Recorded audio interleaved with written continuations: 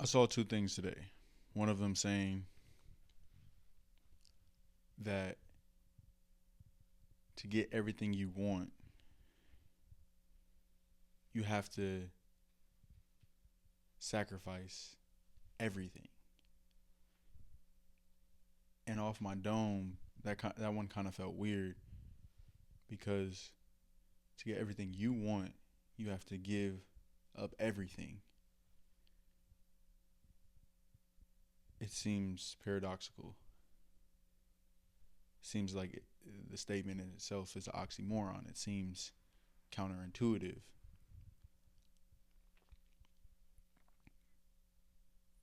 But then you think about it in the sense of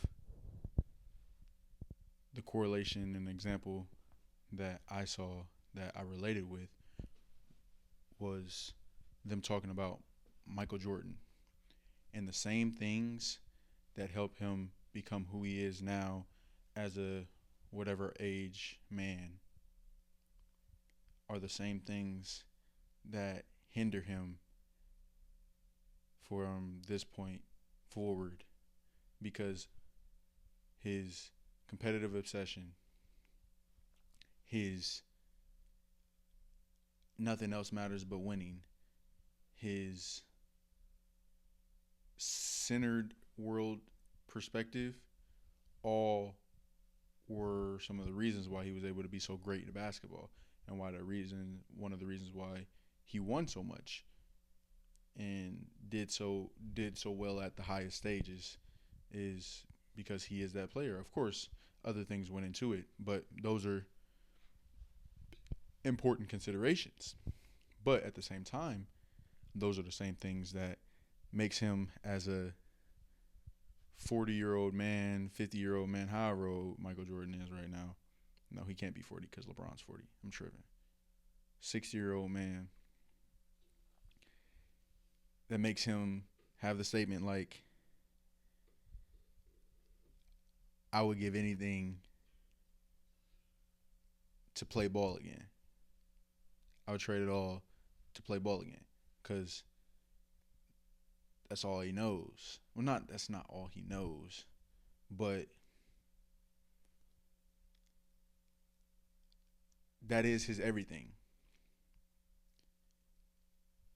And getting back to the point of to get everything you want, you have to give up everything. So on one end, it's the him building the greatness, and on the other end, it's him living a life fulfilled, rewarded from that greatness that he earned. And I'm sure that in a way that he is, but in the back of your mind, like even me, in the back of my mind, it's always like a what if, what if, when it comes to all the things that were my athletic endeavors and going to an academic scholarship versus going to school for athletics as a walk on or at a JUCO or at a NAIA and things like that. And it's always a what if, especially because I really loved it. I loved it so much. So on one end, he had to give up all these other things in terms of relationships outside relationships, family, other things that would distract him from the goal of being the best that he could be, the obsessiveness towards basketball. He had to give all that up.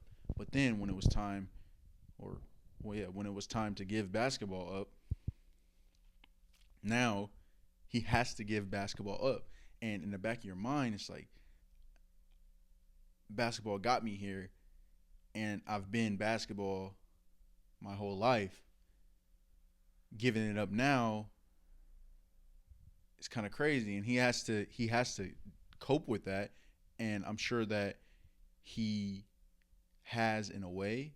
But if there was ever a way for him to put his consciousness in a Trey Young, maybe not Trey Young because that's a completely different body type, but put his consciousness into Anthony Edwards, he would do it in a blink. So he has to give up basketball, all that he has, his everything, to get what he wants now. So it's more of a lifetime thing. Like over your lifetime, you give up everything to get what you want. If you want what you want. And that's just assuming that you're moving selfishly intent. I want what I want. How do I get it? Giving up everything. So if you can't play ball no more, you have to give up ball if you want to do anything else or have the mentality of anything else. You want to be a good businessman. You want to do this. That's why you see him getting into all like the high class sports and and in sport fishing and all that stuff because he's trying to itch that competitiveness that he's always had and he always has lived by, but nothing takes it. So it's a matter of he has to give up basketball. He has to give up that because he literally has no choice. But if he could, which he wants to, granted by like how he talks about it, oh man, I'd give anything to play ball again. Da, da, da, da. He would. Tom Brady said something similar. Another one of them people that has made it to that accolade of sports. He would love to just go play in a football game. Of course. He does miss the game, the competitiveness of the 3 hours of NFL football. But he don't miss the hits. He don't miss the recovery times. He don't miss the all the things that you have to do week to week, season to season in preparation for just the thrill and dopamine and the exhilaration of those 3 hours of NFL football, prime time competitiveness, competition. But to get what you want, you have to give up everything. And that's how I see it. And that was just really,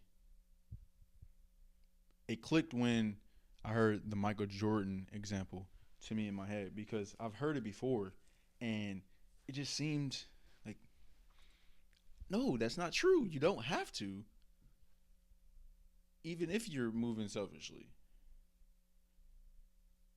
And then thinking about it introspectively, okay, what do I really want? What do I have to give up to get that if I say that I really want that?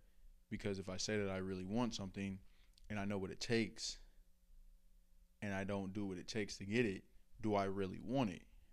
And that's a question I have to ask myself, and that's the question I'm working on. And that's even the reason why I do these videos and trying to stack days because of that. I say I want something, but that's bullshit. Like I can't just say it. I got to do something. I got to work my way there. I have to have something tangible. And I tell people this all the time. People younger than me, people still in high school, people still in college, is like, go make something tangible. Whatever your major is, whatever your profession is, go make something. Go make something tangible with your passion, what you know, what you learned, because nothing can be taken away from you once you've made something tangible. People get stuff all the time from something they made, whether it be people in sports getting contracts, like a Rudy Gobert contract because of something he did in the past, or I don't know, like you get an evaluation with a new company because your last company got this valuation. You get this interview with this company because you got a Harvard degree, all these different things. But what do you have to give up to get where you want, to go where you want, and understanding where the goal is and what it takes, tracking back to the idea that the law of attraction, as some would say, you have to already be moving as if you're already like that or you're already there because that's your stacking days. It's just a roundabout way, in my opinion. Like, of course, the law of attraction, it sounds amazing and so sweet, but it's really just that stacking days that I talk about. Of course, if you act like this and you get confident in this, whatever the this may be, then over X amount of time, it's probably gonna come because you already moving as if it should be there already. If I say I want to be an athlete, or if I call myself an athlete and I'm not athletic, but I start going to the gym, boom, boom, boom, doing athletic stuff, boom, boom, boom, training like an athlete, boom, boom, boom, then sooner or later, be moving like you can call me athletic. And that goes for everything. But it's just a matter of what do you have to give up to get that? Know the destination, know what it requires, and then start stacking days for what is required. And then it'll be there. You'll get there eventually. But it's the stacking of days. That's like, honestly, that might be, write it on the wall somewhere. Put it up on a poster. That might be my mantra for this year. Stack days. Stack days. Stack days. I'm on one. Stack days.